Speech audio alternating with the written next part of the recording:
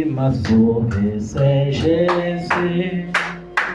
Chante Alléluia, Amen. Le nom qui m'a sauvé, c'est Jésus. Chante Alléluia, Amen. Le nom qui m'a sauvé, c'est Jésus. Chante Alléluia, Amen. Le nom qui m'a sauvé, c'est Jésus. Chante Alléluia, Amen. Alléluia, Alléluia, gloire à Dieu. Alléluia, Alléluia, gloire à Dieu. Alléluia, Alléluia, Alléluia, gloire à Dieu. Jésus a vaincu Satan. Alléluia, gloire à Dieu. Alléluia, Alléluia, gloire à Dieu. Alléluia, Alléluia, gloire à Dieu. Alléluia, Alléluia, Alléluia, gloire à Dieu. Jésus a vaincu Satan. Alléluia, gloire à Dieu. Jésus a vaincu maladie. Alléluia, gloire à Dieu. Jésus a vaincu malédiction. Alléluia, gloire à Dieu. Jésus a vaincu pauvreté. Alléluia, gloire à Dieu. Jésus a vaincu mes angoisses. Alléluia, gloire à Dieu. Alléluia, Alléluia, gloire à Dieu. Alléluia, Alléluia, gloire à Dieu. Alléluia, Alléluia, Alléluia, gloire à Dieu. Jésus a vaincu Satan. Alléluia, gloire à Dieu. Le nom qui m'a sauvé, c'est Jésus. Chante Alléluia, Amen. Le nom qui m'a sauvé, c'est Jésus. Chante Alléluia, Amen. Le nom qui m'a béni, c'est Jésus. Chante Alléluia, Amen. Le nom qui m'a béni, c'est Jésus. Chante Alléluia, Amen. Alléluia, Alléluia, gloire à Dieu. Alléluia, Alléluia, gloire à Dieu. Alléluia, Alléluia, Alléluia, gloire à Dieu. Jésus a vaincu Satan. Alléluia, gloire à Dieu. Jésus a vaincu mes problèmes. Alléluia, gloire à Dieu. Jésus a vaincu pauvreté. Alléluia, gloire à Dieu. Jésus a vaincu ma tristesse. Alléluia, gloire à Dieu. Jésus a vaincu maladie. Alléluia, gloire à Dieu. Jésus a vaincu mes échecs. Alléluia, gloire à Dieu. Alléluia, Alléluia, gloire à Dieu. Alléluia, Alléluia, gloire à Dieu. Alléluia, Alléluia, Alléluia, gloire à Dieu. Jésus a vaincu Satan. Alléluia, gloire à Dieu. Alléluia. Amen. Jésus a vaincu Satan. Il a vaincu le monde. Il a dit, prenez courage, car j'ai vaincu le monde. Il n'a pas dit que ça sera facile. Alléluia. Jésus n'a jamais dit que ça sera facile. Il a dit, il y aura des temps difficiles. Il y aura des temps d'épreuves, des temps de persécution. Il y aura des grandes tribulations. Mais prenez courage, j'ai vaincu le monde. Il a dit quelque chose qui me plaît. Parfois, l'ennemi veut te faire croire le contraire. Il ne peut pas te donner une épreuve qui dépasse tes forces. C'est impossible. Notre Dieu n'est jamais en retard. Il ne peut pas agir avant. Il est le Dieu ponctuel lorsque le besoin se montre ponctuel. Tout besoin selon la volonté de Dieu est toujours ponctuel. Alléluia. Il faut savoir que ce n'est pas en vain que le Seigneur dit, il vaut mieux la fin d'une chose que son commencement. Il y a des jours où je m'assois, je comprends que ce n'est même pas attendre qui est difficile. C'est ce que tu entends pendant les années d'attente qui rend la chose difficile. Quand les gens te disent, où est ton Dieu? Quand les gens te disent, c'est même quel genre de pasteur, depuis que tu pries, qu'est-ce qui a déjà changé sur ta vie? Depuis que tu pries, ça te donne quoi? C'est ça qui rend la chose difficile. C'est ça qui rend la chose difficile. Lorsque tu te couches et que tu réalises que tu es seul dans un monde troublant, lorsque tu te couches, si les gens pouvaient voir tes larmes secrètes, mais je vais te dire une chose, Dieu voit tes larmes secrètes. La Bible dit que Dieu a son outre en main. Il recueille les larmes des justes. Et il dit dans sa parole que lorsque le malheureux crie, l'Éternel l'entend. Il y a quelque chose qui s'était passé lorsque j'étais encore tout petit, sans force. Parce que lorsque tu es petit, et on dit que tu es sans force, quand tu ne peux pas agir devant une situation. Et dans nos traditions, on disait que lorsqu'un proche meurt, ça peut être ta mère, ça peut être ta grand-mère, ça peut être ton grand-père, bref, un membre de la famille. Même si tu es enfant et que tu n'as pas de travail, il faut que tu donnes un franc symbolique, même si c'est une pièce. Et je me rappelle cette année-là, j'avais ma part d'économie dans ma poche, c'était une pièce de 25 francs CFA. Et ma grand-mère était décédée. Et on avait tenu une réunion dans laquelle on nous expliquait, parce que j'étais le seul enfant, que pour que je fasse quelque chose, il faut que tu m'expliques. Et si tu m'expliques, je vois que ça ne va pas avec les convictions que Dieu a gravées en moi dans le ventre de ma mère, je n'adhère pas. Ça veut dire que si tu commences à dire, comme quelqu'un est mort, il faut mettre les herbes dans sa bouche et toucher les fronts des gens, je vais te dire que c'est ta part là-bas. Je vais même t'abandonner à le corps. Mais quand ils m'ont expliqué cela, j'ai compris que c'était quand même bien. Il n'y avait rien de mal à ça. Mais il y a quelque chose qui m'avait écœuré. Le chef de la famille, étant très aisé financièrement, avait regardé les autres membres de la famille qui n'avaient pour espérance que Jésus. C'est pour ça qu'il y a les gens qui pensent que Jésus c'est un refuge pour le pauvre. Il y a des gens qui jusqu'à aujourd'hui pensent que lorsque les gens partent à l'église, c'est parce qu'ils sont très pauvres. Et c'est ce que le chef de famille donnait comme impression. Parce qu'il avait dit quelque chose qui avait sonné jusqu'à mon entendement, jusqu'au plus profond de moi. Vous aimez prier votre Jésus là. Demandez à votre Jésus là de descendre du ciel maintenant pour vous donner pour vous l'argent, pour qu'on organise l'argent de le deuil de notre mère. Je suis resté comme ça, j'ai dit Seigneur. Et j'ai dit, sans doute, mes parents n'ont pas la même foi que moi. Parce que si tu me dis le genre là, je vais te montrer que ce Jésus est vivant. Alléluia.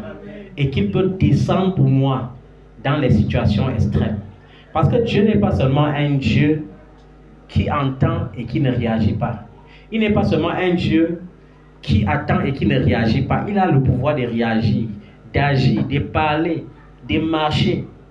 Alléluia. J'ai regardé ma maman et sa soeur et les autres membres de la famille et j'ai secoué la tête. J'ai dit, les gens, ils n'ont pas la foi. Ils n'ont pas vraiment la foi. Parce que ce Jésus-là est un Jésus qui répond. Alléluia. Amen.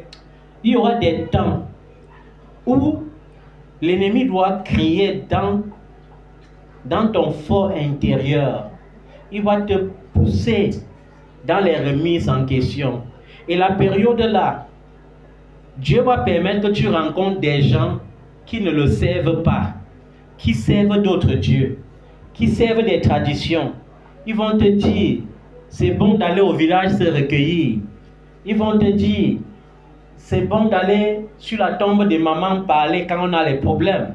C'est bon d'aller parler sur la tombe de papa. C'est bon d'aller dans la maison des crânes. C'est bon d'aller chez le marabout. Il y avait un verset inventé par les païens.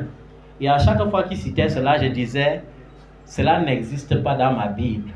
Ils aimaient dire, aide-toi et le ciel t'aidera. Alléluia. Et je les ai dit, cela n'est pas un verset biblique. Dieu n'a besoin de l'aide de personne. Même quand Dieu veut te bénir, Il a besoin de voir seulement la disposition de ton cœur. Et parfois, il passe même outre la disposition de ton cœur lorsque ton heure est arrivée. Parce que Dieu, c'est un Dieu qui a un chronogramme bien défini. Il y a un temps pour chacun d'entre nous. Un temps pour pleurer, mais aussi un temps pour rire. Alléluia. Dieu ne t'a pas créé pour que tu connaisses seulement des pleurs. Non. Au contraire, Dieu aime la joie. C'est pourquoi il te dit dans 1 Thessaloniciens chapitre 5 au verset 16. Soyez toujours joyeux. Alléluia. Il veut que tu sois toujours joyeux. Il te dit dans le livre des Colossiens, réjouissez-vous dans le Seigneur. Je vous le répète, réjouissez-vous dans le Seigneur. Est-ce que tu comprends ça? Est-ce qu'il y a la tristesse dans la réjouissance? C'est impossible. Il y aura donc des temps où tu vas rencontrer ces gens. Après, des situations vont arriver. Tu dois crier à l'Éternel ton Père. Tu auras tendance à croire que Dieu ne t'entend plus. Tu auras tendance à croire qu'il t'a oublié.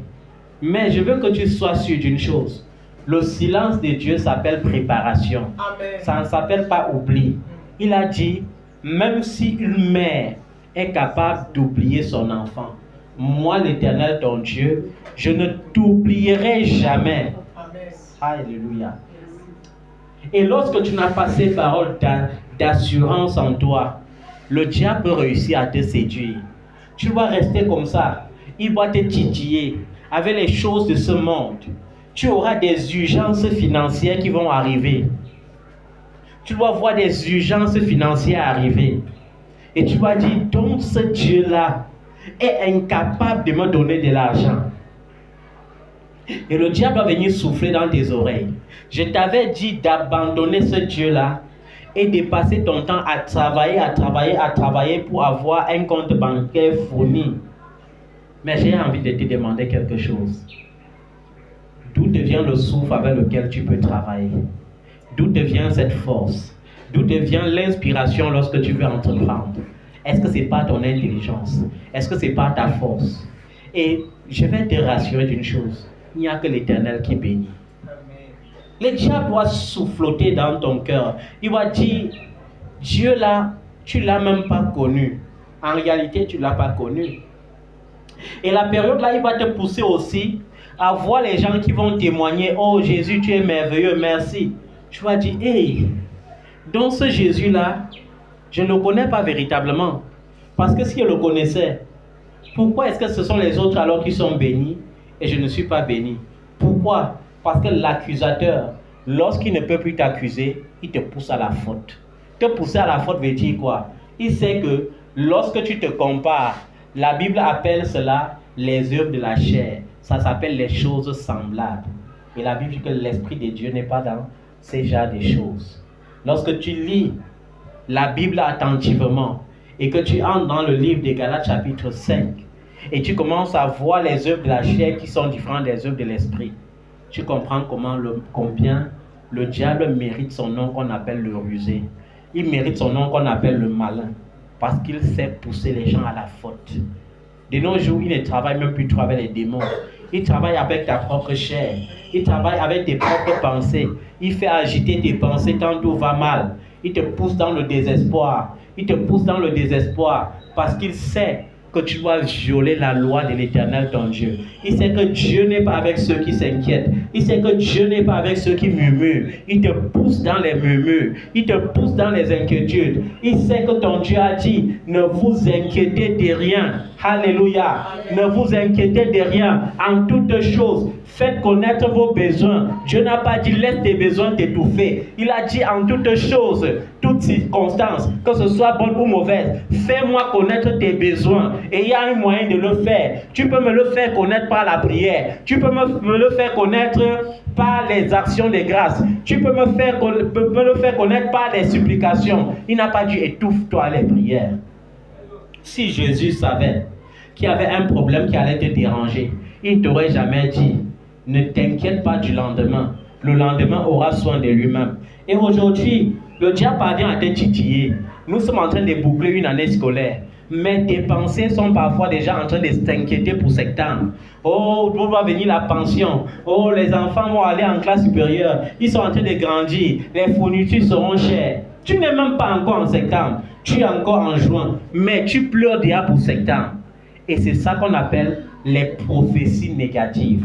Ça veut dire que quoi? Tu commences à te lamenter comme le peuple d'Israël, peuple au cou raide, peuple de Moïse, qui murmurait contre l'Éternel son Dieu, et que Dieu avait dit, ils n'entreront pas dans mon repos.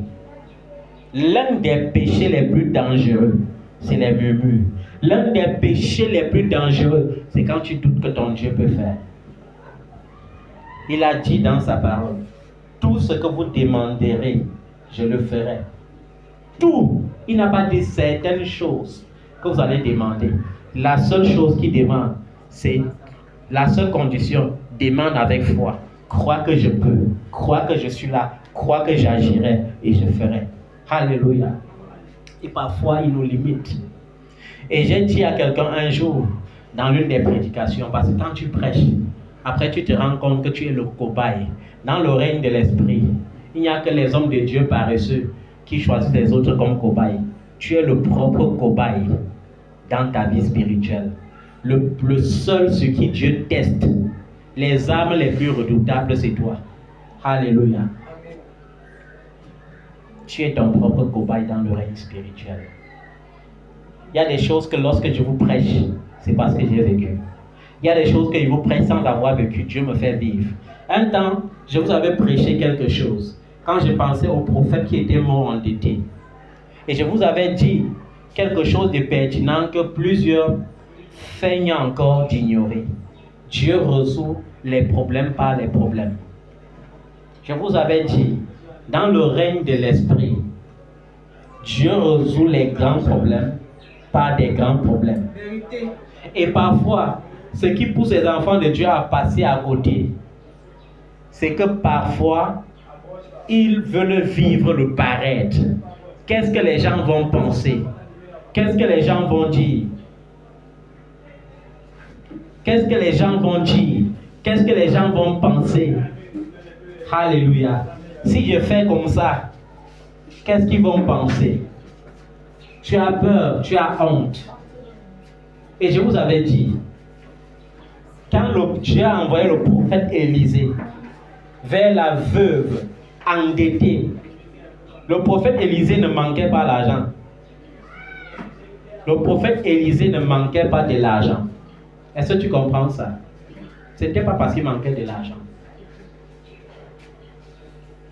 Mais le prophète Élisée avait compris que s'il donne peut-être 10 millions de capital à la veuve, l'esprit de contagion ou de malédiction de son feu mari doit demeurer sur sa vie. C'est pourquoi lorsque le prophète arrive, la femme lui dit, souviens-toi que ton serviteur, le prophète, est mort. Il m'a laissé avec les dettes. Et maintenant, on a pris les enfants de ton serviteur pour les transformer en esclaves, en compensation à la dette. Mais Élisée, il a fait comment? Il a dit, qu'est-ce que tu as à la maison? Alléluia. Vous voyez, à chaque fois qu'il y aura un miracle d'abondance dans ta vie, un miracle de multiplication, Dieu utilisera toujours une ressource qui t'appartient déjà. Il y a des gens qui ne connaissent pas ça. Lorsqu'on revient dans le Nouveau Testament, Jésus voit une foule constituée de plus de 5000 hommes, sans compter les femmes et les enfants. Ça veut dire que si on compte les femmes et les enfants, ils peuvent donner autour de 20 000, 25 000. Il les regarde comme ça. Et il dit aux disciples, il dit à ses disciples, ce peuple a faim. Il faut que vous les donnez à manger parce que ça fait 3 jours qu'ils me suivent. Et ils n'ont pas mangé. S'ils ne mangent pas, on est allé de village en village, ils étaient toujours là. C'est que pour finir, ils n'auront pas la force pour rentrer dans leur village. Ça veut dire que Jésus quitte par exemple de Jérusalem. Il marche à pied, les Jésubiens le suivent. Il arrive à Béthanie. Les gens du village de Béthanie le suivent. Il va en Galilée, on le suit. C'est que village par village, et il regarde comme ça, il dit que j'avais commencé depuis Jérusalem. Et il y a les gens là derrière moi. Maintenant, s'ils ne mangent même pas, ils n'auront même pas la force pour marcher encore jusqu'à arriver dans leur village. Donnez-les à manger. Et les disciples disent, ils pensent comme nous, comme des hommes charnels. Ils croient que Dieu résout aux problèmes par des solutions charnelles. Comme un riche, lorsque tu lui poses un problème, première des choses, il pense que l'argent peut résoudre. Or, l'argent ne peut pas tout résoudre. Alléluia. Les disciples lui répondent, même si on s'en va acheter les pains dans toutes les boulangeries alentour là, on va faire comment pour nourrir ces gens des foules. Et Jésus leur dit, donnez-leur vous-même à manger. Ça, c'était pour activer leur foi. Ça, c'était pour que les gars comprennent que la foi devant l'homme charnel est comme une folie. C'était pour qu'ils disent que mais le Père, s'il est fou ou quoi? Comment il dit qu'on donne à manger aux gens-ci? Avec quelle base? Oui, il y a l'argent. On peut acheter, mais on va acheter la quantité de pain qui peut nourrir les gens-ci où? Et Jésus, voyant que leur foi n'est pas suffisante, qu'est-ce qu'il dit? Qu'est-ce que vous avez? Qu'est-ce que vous... Alléluia. Et on voit le prophète Élisée qui dit à la veuve, qu'est-ce que tu as à la maison? Elle dit, j'ai une fiole d'huile. Alléluia. Ayez le courage parfois de dire, Seigneur, j'ai mon dernier billet de 10 000. J'ai mon dernier billet de 10 000. Mais je veux résoudre un problème de 100 millions. Alléluia. Parce qu'il est le Dieu de la multiplication, il n'a pas changé. Et lorsque tu agis avec foi, les cieux déclenchent quelque chose sur la terre. Tes cieux commencent à se manifester sur la terre. Son règne commence à se manifester pour toi sur la terre. Alléluia. Donnez-leur vous-même à manger. Même si on s'en va acheter les pains partout, ça ne peut jamais suffire pour nourrir cette foule. Qu'est-ce que vous avez? Et ils disent, il y a ici un enfant qui a 5 pains d'or et 2 poissons. Il dit, c'est suffisant. Ce n'est que ça que je voulais. C'est bon, faites-les asseoir. Alléluia. Faites-les asseoir. Amen. Le prophète Élisée dit à la veuve, va. Vous voyez, si c'était comme les enfants charnels aujourd'hui, ils allaient avoir honte. Ils allaient dire que dans le quartier-ci, on connaît que mon mari, c'était quelqu'un qui passait le temps à demander, prêter, jusqu'à il est mort avec. Et le prophète me dit, va demander à tous tes voisins là, tu demandes, tu empruntes les fûts, tu viens déposer dans ton salon. Mais elle a obéi. Elle a outrepassé la honte. Elle n'a pas dit qu'est-ce que les voisins vont encore dire. Donc on va dire que la femme-ci est toujours comme son mari. Donc son mari est mort comme ça dans les dettes. Elle-même aussi, elle vient encore toujours prêter. Ce sont les mendiants. Non, elle n'a pas pensé à ça. Elle a obéi. Toi, est-ce que tu obéis? Lorsque Dieu te donne les instructions, est-ce que tu obéis? Il y a des temps où Dieu te met sur l'effet balance. La fin du mois arrive. La fin du mois arrive. Tu n'as pas exactement comme tu prévoyais avoir. Et le Seigneur t'attend avec la dîme. Et tu commences. J'ai des problèmes. Je dois résoudre. Tu commences les versets bibliques. En tout cas, Jésus a déjà même payé même tout à la croix. Il a même crucifié même ça à la croix. Donc, en tout cas, le Père même là, il prêche tout la libéralité. Donc, même si je ne donne pas, ce n'est pas le genre de Père là. Est-ce que c'est pour le Père? Est-ce que c'est pour le Père? Et je dis souvent bravo. Parce que lorsqu'un enfant a réussi dans le spirituel, c'est quand il échappe à la balance. Il y avait un enfant que je guettais ce mois-ci, je ne peux pas le citer. Je guettais, je voyais l'enfant là comme ça là. Moi, je comptais ses problèmes à sa place. Je disais, ouais, l'enfant s'il a des problèmes. Mais on va voir aussi la fidélité. On a dit que le fruit de l'esprit, c'est la fidélité. On va voir. Mais l'enfant a pratiqué la fidélité. Et lorsque tu as échappé et obéi, Tu as ouvert le ciel. Tu as ouvert le ciel. Les enfants de Dieu savent seulement dire, Seigneur, ouvre les écluses des cieux. C'est toi qui es la clé pour ouvrir les écluses des cieux. La clé pour ouvrir les écluses, c'est l'obéissance. Il y a quelqu'un qui m'a appelé un jour, depuis l'Europe. Papa, j'ai entendu une prédication ici, là, comme ça, là. L'homme de Dieu dit que la dîme, là, il ne faut même plus payer la dîme. J'ai dit, oui, on ne paye pas la dîme, on donne la dîme. Bon, oui, papa, il dit qu'on ne donne même pas la dîme parce que vraiment Jésus a déjà tout payé à la croix, même la dîme. Il dit comme ça, oui. Papa, j'ai encore suivi l'autre qui m'a dit que il est écrit, n'appelle personne sur la terre ton père. Il a dit que, ok, ça veut que l'apôtre Paul, tout comme moi, on est des fous et vous êtes des spirituels. Dis-moi un peu, quand tu lis la Bible, il m'a dit oui, papa. Timothée, c'était le fils de Paul. Non, papa. Pourquoi il appelle mon fils légitime dans la foi? Il dit, hey, papa, il faut dire amen à ton pasteur lorsqu'il dit ça. Ne lis pas la Bible, hein. Dis seulement amen et tu pratiques. Est-ce que tu as compris? Parce qu'il y a des gens qui tordent le sens de l'écriture. J'aime toujours dire aux gens, dans les évangiles, aucun apôtre ne comprenait même Jésus, ni sa mission. Aucun. Pourquoi? Parce qu'il n'avait pas le Saint-Esprit. Il n'avait pas quoi? Si les apôtres avaient le Saint-Esprit, aucun apôtre n'allait régner Jésus. Aucun apôtre n'allait fuir lorsqu'on allait venir arrêter Jésus. C'est pourquoi Pierre, lorsqu'il est rempli du Saint-Esprit, lui qui avait régné Jésus, il témoigne plutôt pour Jésus. Au péril même de sa vie, on les amène même, on les fouette, on les menace dans le temple qu'on ne veut plus entendre le nom de Jésus. Ils disent, il vaut mieux obéir à Dieu qu'aux hommes. Parce que lorsqu'il y a le Saint-Esprit, l'onction est permanente. Yes. Et quand il y a l'onction, aucune force ne peut déchirer l'onction. Amen. Quand il y a l'onction, l'esprit de peur disparaît. Quand il y a l'onction, l'incrédulité disparaît. Quand il y a l'onction, la chair se tait.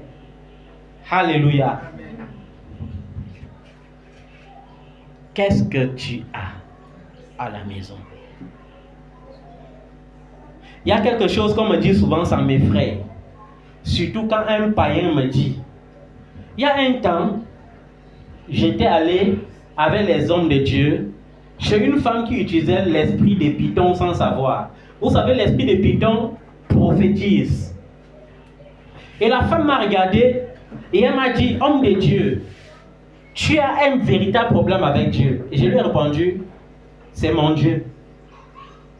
Elle m'a dit, non, il faut que je te dise, Dieu est fâché contre toi parce que tu n'utilises que les 1/10 de ce que tu as comme talent pour le servir. Et lui a dit comme ça, il m'a dit oui. Après, je suis rentré quand même, j'ai dit que, hé Seigneur, comment la femme là me dit les choses comme ça? Et après ça, elle m'a harcelé. Ses filles venaient tout à la montagne avec le même message. J'ai dit, ouais mon Dieu. J'ai quand même commencé à regarder ma façon de servir. J'ai pensé au passé, à la puissance du surnaturel, à la façon dont je commandais à la nature et les choses se passaient. Et j'ai regardé ma façon de pratiquer présentement. J'ai vu, c'était le jour et la nuit.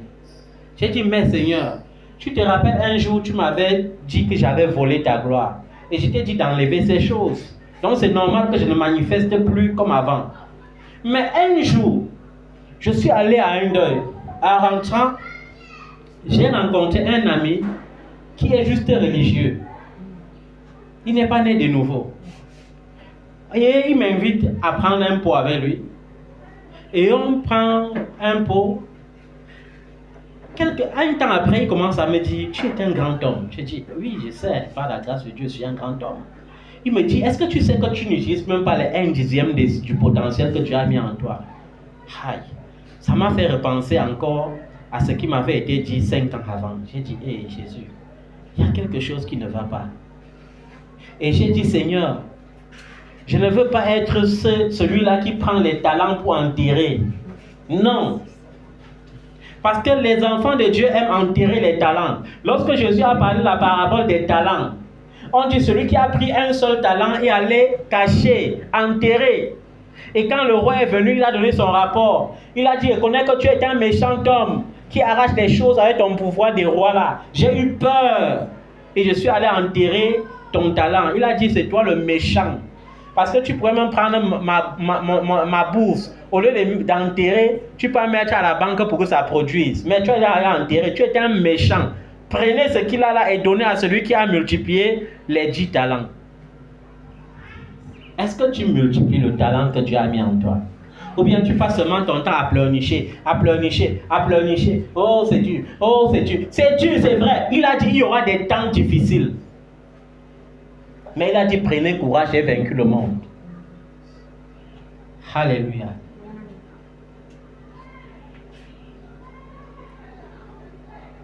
Moi-même, je suis resté un temps. J'ai dit, Seigneur, lorsque je suis allé au chevet d'un homme de Dieu, lorsqu'il m'a vu arriver, il m'a dit, avant que tu n'arrives, le Seigneur était en train de me parler de toi. J'ai dit, Seigneur, je viens pour soutenir ton serviteur qui est malade sur le lit.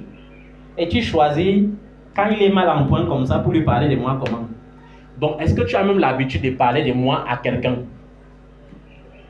Quand j'arrive, pendant qu'il ait pitié de lui sur le lit, il a pitié de moi. Il me regarde comme ça.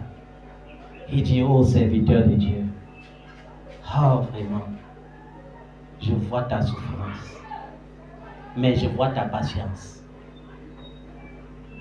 Tiens bon. Il me dit, Dieu m'a montré. Il t'a utilisé dans les vies des gens, à travers les nations. Il les a bénis, mais ils se sont accrochés au matériel.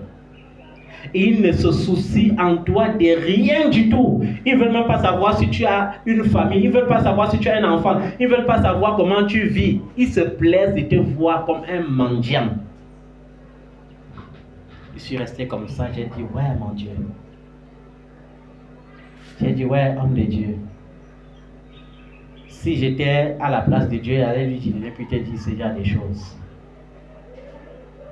Il me dit, mais Dieu a vu ta détermination. Il a vu ton courage. Il a dit, je vais te récompenser. Amen. Alléluia. Amen. Il a dit, je vais te récompenser. Et parfois tu t'assois, tu dis, mais Seigneur, qu'est-ce qui ne va pas? Pourquoi je t'appelle et j'ai l'impression que tu ne réponds pas? Pourtant tu es le Dieu qui parle, qui entend et qui voit. Et hier nuit, pendant que je dormais, j'étais en plein monologue. Oh, le Seigneur m'a fait quelque chose qui m'a plu. Il m'a dit, moi que tu vois, mon alliance se trouve dans ma parole. Ma parole, c'est ma promesse. Et je suis fidèle dans mes promesses. Et il m'a donné 4 versets bibliques que je vais partager avec toi. Il y a premièrement Hébreux chapitre 6, verset 10. Hébreux chapitre 6, verset 10. Ma mission, c'est de défendre mon Dieu, de faire comprendre à ceux qui doutent que Dieu est réel et qu'il agit et qu'il est impossible qu'il abandonne ses enfants. Dans Hébreux chapitre 6 au verset 10, il dit, car Dieu n'est pas injuste pour oublier votre travail et l'amour que vous avez montré pour son nom, ayant rendu et rendant encore des services aux saints. Dieu n'est pas injuste pour oublier ça. Le travail que vous faites au quotidien, l'amour que vous avez pour son nom. Il y a quelqu'un qui m'a dit un jour, pendant que nous rentrions du lycée, un frère, il était né dans la foi. Mais il me regarde comme ça, il me dit, vraiment, mon frère, Jésus que tu vois, c'est un système qu'on a inventé pour s'aimer la paix sur la terre. Moi, j'ai décidé à partir d'aujourd'hui que ce nom-là, je n'invoque plus. Et je lui ai dit que Dieu ait pitié de toi et t'enlève cette fausse philosophie qui t'égare. Ce nom de Jésus, je vais l'invoquer. Il m'a dit, invoque le nom. C'est toi qui m'as vu dans l'humiliation.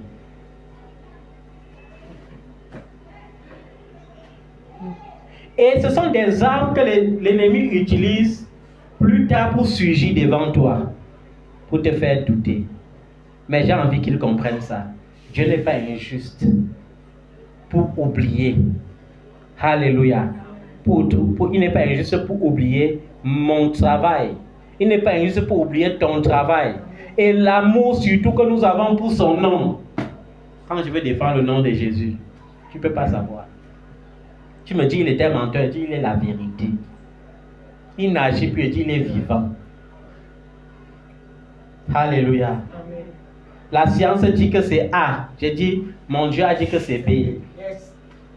Et au nom de Jésus, c'est B.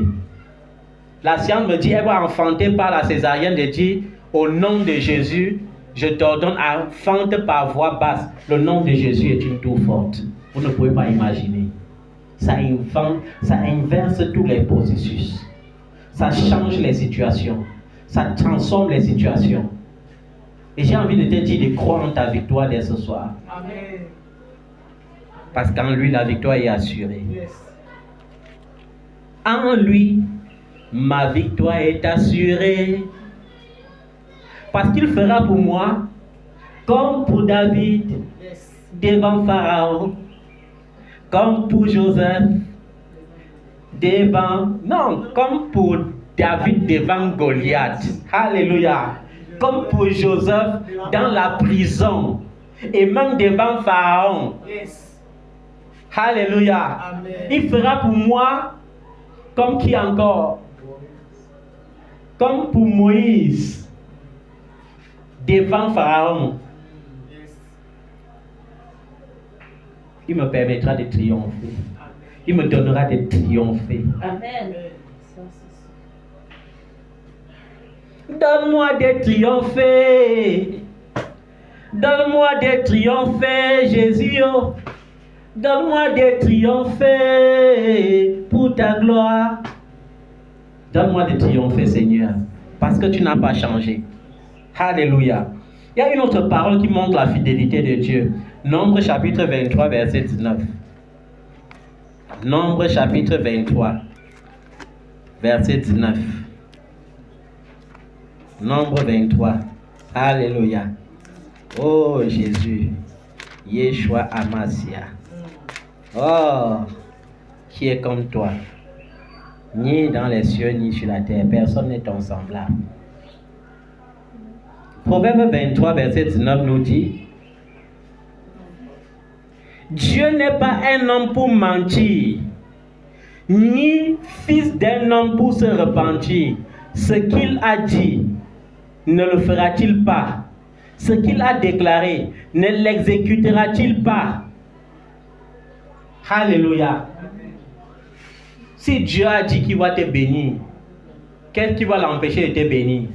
Si c'est un problème de guérison, s'il a dit qu'il va te guérir, qu'est-ce qui peut l'empêcher de te guérir? Alléluia. Amen. Parfois nous combattons, alors qu'il suffit même de rappeler que nous sommes des victorieux. Alléluia. On peut bloquer ton visage jusqu'à quand? On peut bloquer ta naturalisation jusqu'à quand? On peut bloquer ton ventre jusqu'à quand? On peut bloquer ton étoile même jusqu'à quand?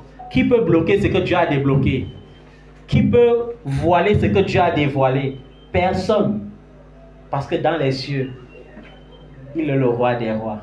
Sur la terre, il domine. En enfer, il est le grand guerrier. Yes. Alléluia. Amen. C'est-à-dire que ce soit dans le visible ou dans l'invisible, nous sommes victorieux, plus que vainqueurs. Amen. Alléluia. Amen. Proverbe chapitre 10, verset 22. Il y a une de vos sœurs qui disait toujours, Papa, je ne suis pas satisfait. Et chaque fois qu'elle voyait son cœur, je disais que, mais qu'est-ce qui manque à la vie de cette femme-ci pour qu'elle soit même satisfaite comme ça? Pourquoi elle parle toujours du manque de satisfaction? J'ai compris que son plus grand challenge, sa manière de prouver à sa famille que Jésus existe, était qu'il fallait que Jésus lui donne l'argent, et beaucoup d'argent. Et c'est ça le piège même. Que non, elle ne regarde pas que je suis en santé. Elle ne regarde pas que Dieu me rajeunit. Elle ne regarde pas que Dieu m'embellit. Elle ne regarde pas que Dieu me délivre. Ce qui arrive à mes frères et à mes soeurs qui ne sont pas dans la foi ne m'arrive jamais. Mais son plus grand souci, c'est que non, je veux l'argent. Quand j'aurai l'argent, je vais prouver que Jésus existe. Et parfois, l'ennemi a tendance à vouloir te titiller et te dire que non, l'argent, non, laisse. L'argent là, tu ne veux pas avoir ça. Le miracle de l'argent n'existe pas. Non, laisse. Il faut seulement travailler jusqu'à te torturer tout le corps. Tu peux travailler, te torturer le corps, à la fin, tu n'as rien. Alléluia. Amen. Le secret pour avoir l'argent, premièrement, c'est quoi? C'est d'appliquer son cœur et son intelligence à rechercher l'Éternel, à chercher sa face. C'est pourquoi la Bible dit ne te tourmente pas pour t'enrichir. Ne te tourmente pas pour t'enrichir. Le miracle financier, c'est pour les gens qui sont libéraux, qui savent donner. C'est la loi du donner qui provoque la loi de la réception. C'est la loi du donner qui ouvre le ciel. On ne dit pas vos données que vos faux pasteurs, vos faux prophètes viennent dire que Dieu a dit que tu sèmes 3 000 euros, Dieu a dit que tu sèmes 25 000 euros, Dieu a dit qu'allez en Afrique, vendez vos terrains, venez donner l'argent pour construire son temple. Dieu n'habite pas les maisons faites bâties de la main des hommes. La seule maison que Dieu veut que tu embellisses, c'est ton corps. Ton corps est le temple de Dieu. Alléluia. Amen. Et même si c'est pour ce problème d'argent, il faut que tu comprennes que Dieu a ces choses et qu'il peut donner. Regardons ce qu'il dit dans Proverbe chapitre 10 au verset 22. Il dit: c'est la bénédiction de l'Éternel qui enrichit. Il ne la fait suivre d'aucun chagrin. C'est la bénédiction de l'Éternel qui enrichit. Et il ne la fait suivre d'aucun chagrin. Il y a quelque chose que j'ai compris. C'est qu'à chaque fois que les hommes refusent leur secours, et que tu vas vers quelqu'un, ce n'est pas parce qu'il manque. Il a dans son compte bancaire 100 millions. Tu as un problème de 2 millions. Ça veut dire que quand il retire 2 millions, ça ne bouge pas ces 100 millions. Mais il te dit que j'ai tellement de problèmes. Et maintenant, si tu es charnel, tu vas aller t'asseoir, tu vas mal dormir. Alors que Dieu l'utilise pour te rapprocher de lui. À chaque fois que Péninia se moquait d'Anne, Anne pleurait parce qu'elle ne comprenait pas le principe. C'était pour créer en elle un désir ardent de chercher la face de l'Éternel. Parce que quand c'est l'homme qui te bénit, il y a toutes les conditions. Si tu as un problème aujourd'hui là, un homme te donne 2 millions ou 10 millions. Demain, il va dire c'est moi qui l'avais, c'est moi qui l'avais, c'est moi qui l'avais. Ou bien il va te dire, si tu veux que je te donne, si tu fais comme ça d'abord. L'homme est toujours en train de poser des conditions. Jésus donne sans condition. Amen. Quand les hommes refusent le secours, cherche le secours de l'Éternel. Yes. Alléluia. Amen. Quand les hommes refusent de l'aide, tourne-toi vers le Dieu vivant, vers le Dieu très haut. Dis-lui, Seigneur, bénis-moi. Et il te bénira certainement. Il est fidèle. Il est comment? Il est fidèle. Et le psaume 24. Le psaume 24. Pourquoi pleures-tu? L'œuvre de Galilée s'est accomplie. Il y a plus de 2026 ans sur la croix. C'est un psaume de David. Et dans ce psaume, David veut nous prouver que lorsque tu te réfugies en l'Éternel, tu possèdes tout. C'est-à-dire que si tu as l'Éternel, tu as tout. Il dit à l'Éternel, la terre et ce qu'elle renferme. Tu veux la gloire des rois, ça se trouve en l'Éternel. Tu veux la dignité, ça se trouve en l'Éternel. Tu veux l'élévation, ça se trouve en l'Éternel. Tu veux le pouvoir, ça se trouve en l'Éternel. Tu veux l'autorité, ça se trouve en l'Éternel, qui a fait les cieux et la terre. À l'Éternel, la terre et ce qu'elle renferme, le monde et ceux qui l'habitent. car il a fondé sur les mers et a fermé sur les fleuves. Qui pourra monter à la montagne de l'Éternel? Qui s'élèvera jusqu'à son lieu saint? Celui qui a les mains innocentes et le cœur pur. Celui qui ne livre pas son âme au mensonge et qui ne jure pas pour tromper. Il obtient la bénédiction de l'Éternel, la miséricorde du Dieu de son salut. Voici le partage de la génération qui l'invoque. De ceux qui cherchent sa face, Dieu de Jacob. Porte, élevez vos linteaux. Élevez-vous, porte éternelle, que le roi des gloires fasse son entrée. Qui est ce roi des gloires? L'Éternel fort et puissant. L'Éternel puissant dans les combats. Porte, élevez vos linteaux. Élevez les portes éternelles. Que le roi des gloires fasse son entrée. Qui est ce roi des gloires? L'Éternel des armées. Voici le roi des gloires. Est-ce que tu élèves ton cœur à l'Éternel, ton Dieu? Est-ce que tu lui ouvres les portes de ton cœur? Est-ce que tu lui ouvres véritablement les portes de ton cœur? Alléluia.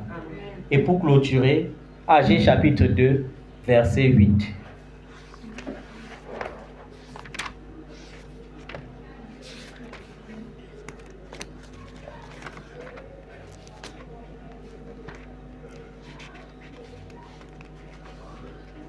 Dans Agé chapitre 2, au verset 8, qu'est-ce que le Seigneur dit?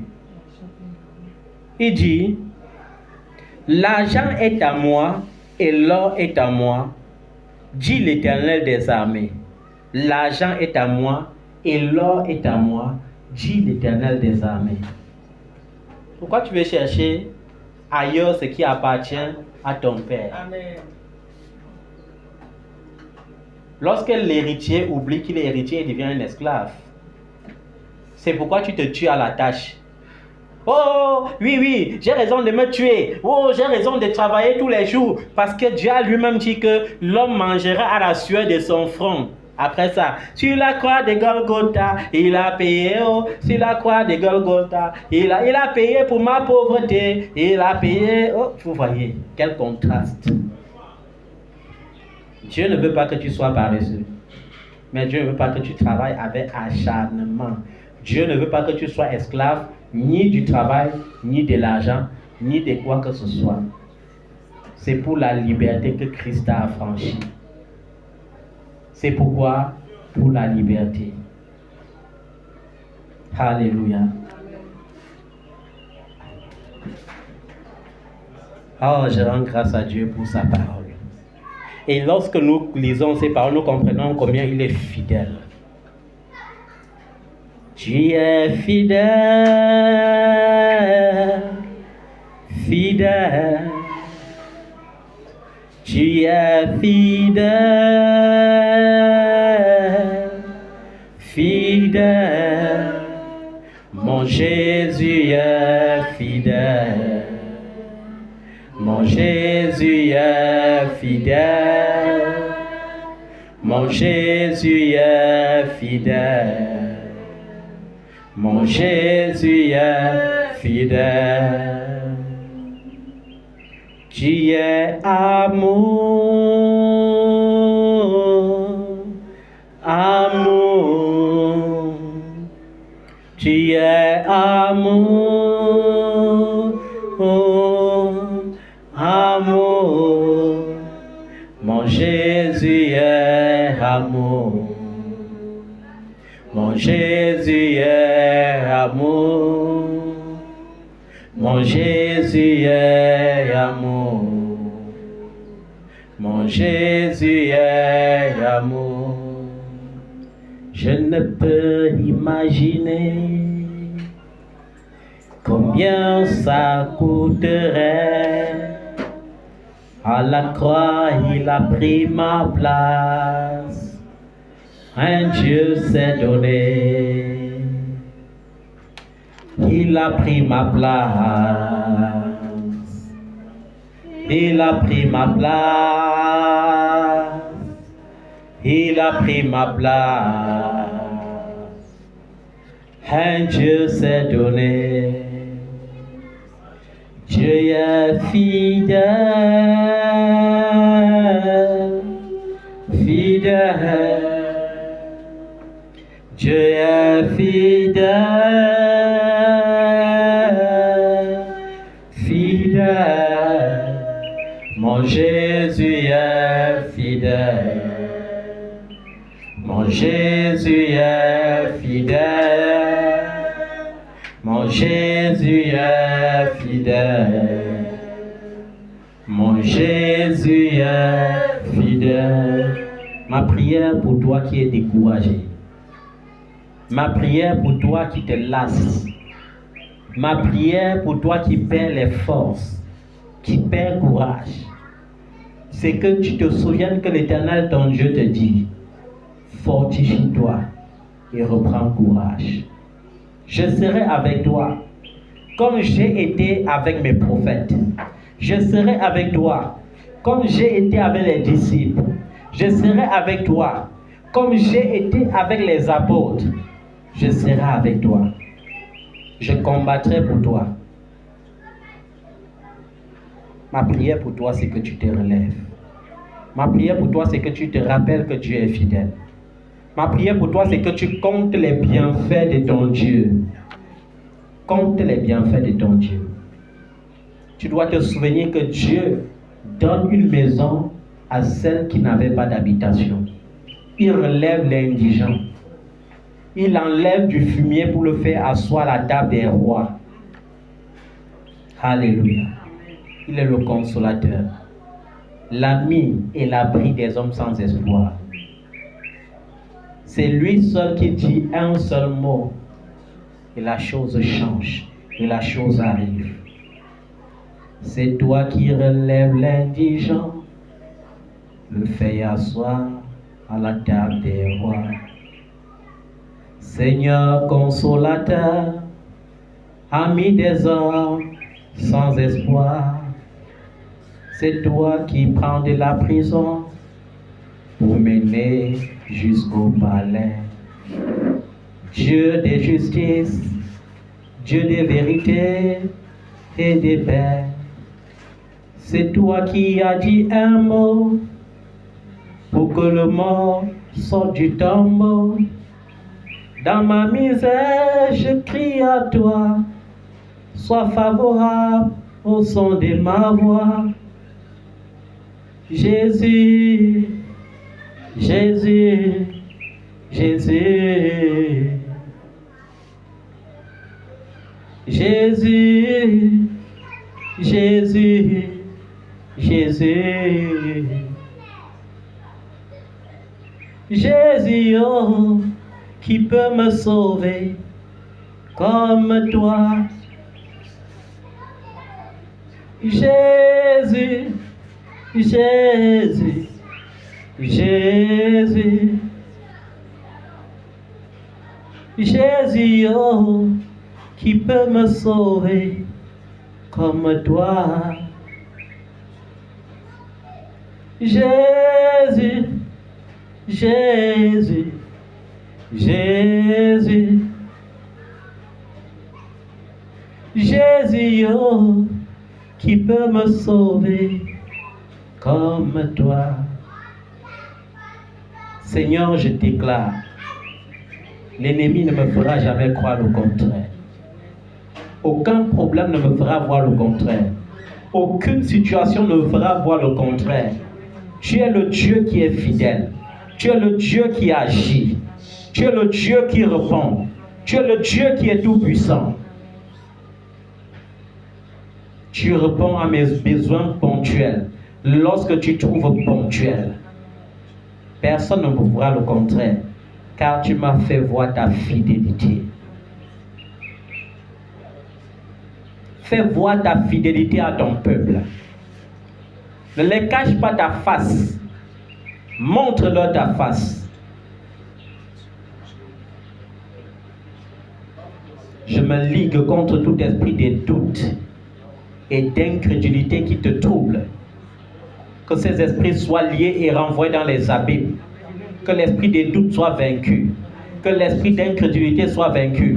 Que l'esprit de peur soit vaincu. Au nom de Jésus. Que l'incrédulité soit brisée. Que le Seigneur déverse sur toi une huile de foi, une huile de confiance, une huile de patience. Je déclare que tu vas voir la face de ton Dieu. Je déclare que tu vas voir la délivrance de l'Éternel. En ce mois de juin, l'Éternel, ton Dieu, ne t'abandonnera pas. Il ne t'oubliera pas. Il fera quelque chose de grand pour toi. Oh, parce qu'il a dit, la gloire de la nouvelle maison sera plus grande que celle de la première. Oui, je suis d'accord que de janvier jusqu'à début juin, ça a été un calvaire pour toi. Je suis conscient que ça a été de terribles épreuves. Mais je te le dis avec fermeté, avec assurance, que la gloire du mois de juin jusqu'à décembre sera plus grande que ce que tu as connu. Amen. Je reçois. Dieu ne peut pas te laisser dans la confusion. Dieu ne peut pas te laisser dans l'humiliation. Dieu ne peut pas. Il a dit dans sa parole, il y a un temps pour tout. Alléluia. Il y a un temps pour tout. Tu as pleuré, mais ton temps de réjouissance est arrivé. La gloire de l'Éternel s'est rapprochée. Elle s'est rapprochée de ta vie. Et sa droite agira. Sa droite agira. Sa droite est en train d'agir. Sa droite est en train d'agir. Sa droite est en train d'agir. Amen. Je reçois au nom de Jésus-Christ. Merci Seigneur. Et comme je t'ai dit, je te le redis encore ce soir, tu es le plus grand prophète de ta vie. N'hésite pas de prophétiser. Prophétise encore. Dis je suis grand. Dis je suis grand. Je suis né pour briller. Je suis né pour aller de gloire en gloire. Je vais atteindre les sommets. Je vais atteindre les hauteurs. Le Seigneur m'a tiré du fumier. Je vais m'asseoir à la table des rois, à la table des grands de ma nation, à la table des grands des peuples. Oh, les peuples étrangers me flatteront. Ceux qui ne me connaissaient pas vont acclamer la gloire du nom de l'Éternel sur ma vie. Alléluia. Amen. Tu as échoué par le passé. Ce n'est pas grave. Tu réussis dès ce jour. Amen. On t'a refusé le visa par le passé. Ce n'est pas grave. Reçois ton voyage. Amen. Tu es dans un pays étranger. Tu n'as pas les papiers. Tu n'as pas de travail. Reçois le travail. Parce que toutes les nations appartiennent à l'Éternel. Je commande à la nation dans laquelle tu te trouves de lâcher ton travail, de relâcher tes finances, de relâcher tes finances, de relâcher. Il a dit, tu boiras, tu suceras le lait des nations. Je commande à cette nation de libérer tes papiers maintenant. Même si les lois ont changé, je parle par la loi qui est au-dessus de la loi. Par le nom de Jésus, qui est le roi des rois, le Seigneur des seigneurs, le juge des juges, l'avocat des avocats. Que tes papiers soient libérés maintenant. Que cette carte de séjour soit libérée. On te donne une carte de séjour 1 an. Tu t'attends 10 ans, on ne te donne pas. On ne fait que donner 1 an. Je commande que cela change. Au nom de Jésus. Que cela change au nom de Jésus. Amen. Tu es dans une nation corrompue. Tu cherches, tu ne trouves pas. L'Éternel, ton Dieu, a dit, vous chercherez et vous trouverez. Vous chercherez et vous trouverez. Je commande à la nation dans laquelle tu te trouves qu'elle relâche sur toi les bénédictions qui t'appartiennent, qu'elle relâche tes finances, qu'elle relâche ta gloire, Amen. Qu'elle relâche ta gloire, que personne ne retienne ta gloire dans la nation dans laquelle tu habites. Amen. Aucune autorité, aucun pouvoir. Je commande par le nom de Jésus. Et je scelle la puissance, l'accomplissement de cette parole dans le sang de Jésus. Amen. Tu peux acclamer le nom de l'Éternel, ton Dieu. Tu peux acclamer parce qu'il t'a sauvé. Tu peux acclamer la bénédiction qui est relâchée sur ta vie. Tu peux acclamer le miracle qui s'est accompli dès aujourd'hui. Que le nom de Jésus soit loué à tout jamais. Amen. Amen. Que Dieu vous bénisse.